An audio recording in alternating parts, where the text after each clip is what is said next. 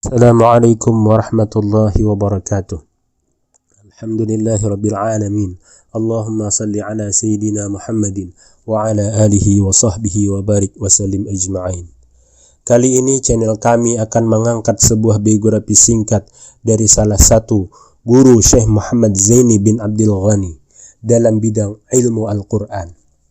Tersebutlah Al-Qari wal Hafiz, Tuan Guru Aini pandai kandangan. Al-Qari wal Hafiz, Tuan Guru Aini dilahirkan pada hari Selasa, bertepatan tanggal 19 Jumadil Awal tahun 1303 Hijriah di Kampung Banua Anyar, Banjarmasin. Ayah beliau bernama Muhammad Marwan bin Mufti Muhammad Amin dan ibundanya bernama Hajjah Iffah.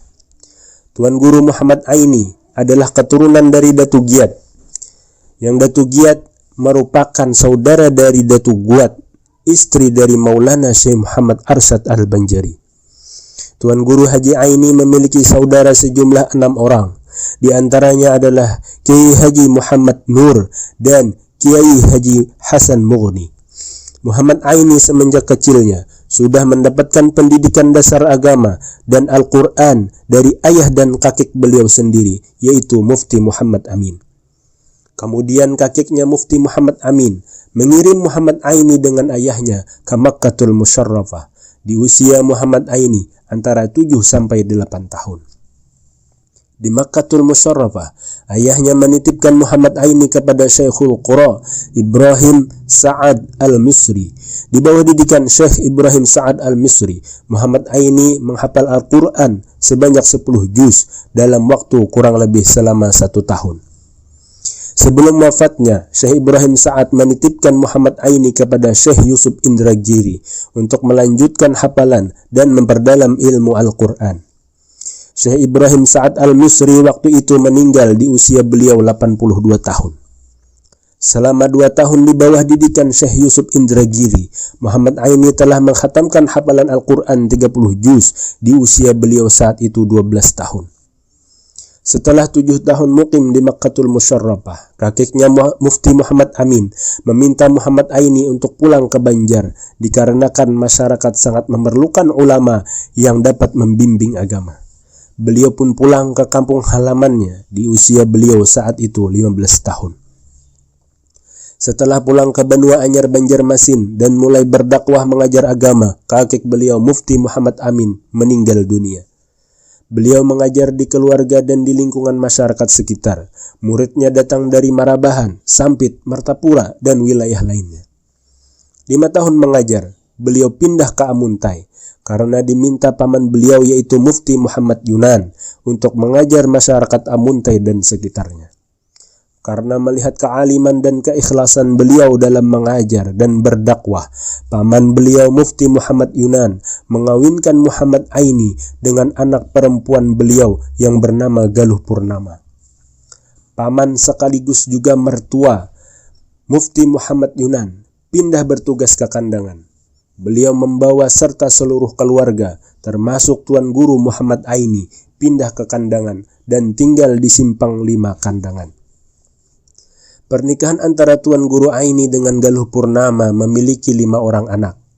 Setelah meninggal istri beliau Galuh Purnama, kemudian beliau menikah dengan perempuan dari Banjar yang bernama Hapsoh, dan kemudian tinggal di Kampung Pandai, Kandangan. Dan dari pernikahannya dengan Hapsoh, mempunyai 6 orang anak. Aktivitas sehari-hari. Di Kandangan, Tuan Guru Muhammad Aini menjadikan rumahnya sebagai tempat penuntut ilmu Al-Quran. Murid-murid beliau semakin hari semakin banyak bertambah, baik itu yang di sekitar wilayah Kandangan maupun dari luar seperti Martapura, Pelehari, Rantau, dan lain-lain. Baik dari kalangan orang awam maupun para tuan guru. Santri beliau dari luar daerah, ada yang perorangan, ada juga yang berkelompok. Semua disediakan oleh beliau, pondokan dan konsumsi dari hasil bertani dan berkebun. Sebulan sekali beliau mengajar ke negara untuk mengajar berkeliling di beberapa tempat di negara dengan hanya menggunakan sepeda. Di samping mengajar, di waktu senggang beliau bertani dan berkebun. Di sekitar kediaman beliau, serta di daerah Sungai Kupang adalah pekerjaan utama beliau. Salah satu keistimewaan beliau di saat berkebun, masih sempat-sempatnya beliau mengajar murid-muridnya. Sembari berkebun, beliau masih sempat mengarahkan dan menegur santri beliau dalam membaca Al-Quran. Itu semua menunjukkan kekuatan hafalan dan kedalaman ilmu beliau dalam tajwid Al-Quran. Sifat Tuan Guru Aini tidak banyak bicara, kecuali hal yang sangat penting, karena beliau menghabiskan waktunya mengajar, berdakwah, dan dengan membaca Al-Quran serta sholawat. Bila mendengar ayat siksa, beliau menangis, mukanya berubah menjadi pucat. Beliau menghidupkan bacaan Al-Quran sesuai dengan tajwidnya, dan beliau termasuk orang yang mempopulerkan Maulid Barzanji dan lagu-lagunya. Salah satu kepandaian beliau mengajar, meski muridnya cadel atau tidak tepat membaca R, maka ketika membaca Al-Quran di bawah didikan beliau dapat tepat membaca R. Setiap malam Jumat setelah Isya, beliau dan muridnya berzikir dan bersolawat dengan jamuan ala kadarnya. Adapun solawat yang dibaca adalah solawat nariyah sejumlah 4.444 kali. Dan juga solawat mukatab sejumlah 1.000 kali. Di usia yang ke-80 tahun, sebelum wafat beliau mengumpulkan anak-anaknya dan beliau meminta agar anak-anaknya membacakan Al-Quran, yang ternyata ketika itu beliau menunggu isyarat dari ruh guru beliau, Syekh Ibrahim Sa'ad Al-Misri, untuk mengetahui siapa yang dapat meneruskan perjuangan beliau. Murid-murid beliau yang masyhur diantaranya adalah Kiai Haji Muhammad Nur, Kiai Haji Hasan Mughni Marwan, yang keduanya adalah merupakan adik beliau sendiri. Kemudian Kiai Haji Samban Mulia, Kiai Haji Husin Qadri, Kiai Haji Badruddin, Kiai Haji Muhammad Zaini bin Abdul Ghani, Kiai Haji Tarmidhi Abbas, Kiai Haji Mukhtar, dan lain-lain. Di antara karamah Al-Qari wal Hafiz Muhammad Aini adalah keistiqomahan beliau mulai hafal 30 juz di usia 12 tahun. Beliau selalu mengkhatamkan Al-Quran setiap minggu bertepatan di malam Jumat. Abah guru sekumpul pernah menceritakan di majelis beliau bahwa guru beliau Tuan Guru Muhammad Aini sebelum meninggal sudah diperlihatkan tempat beliau di dalam surga. Sebelum kewafatannya, beliau sering berbicara sendiri dengan bahasa Arab. Oleh keluarga beliau dianggap meracau.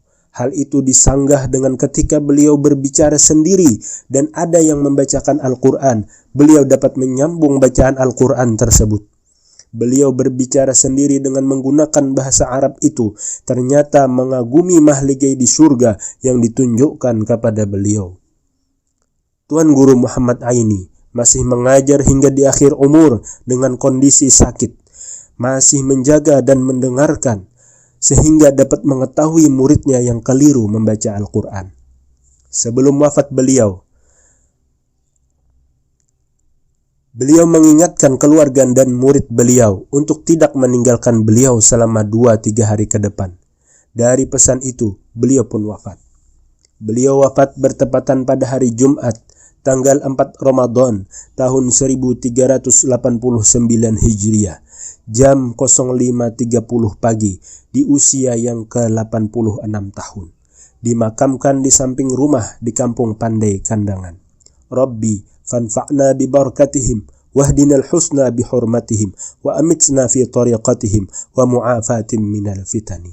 Assalamualaikum warahmatullahi wabarakatuh.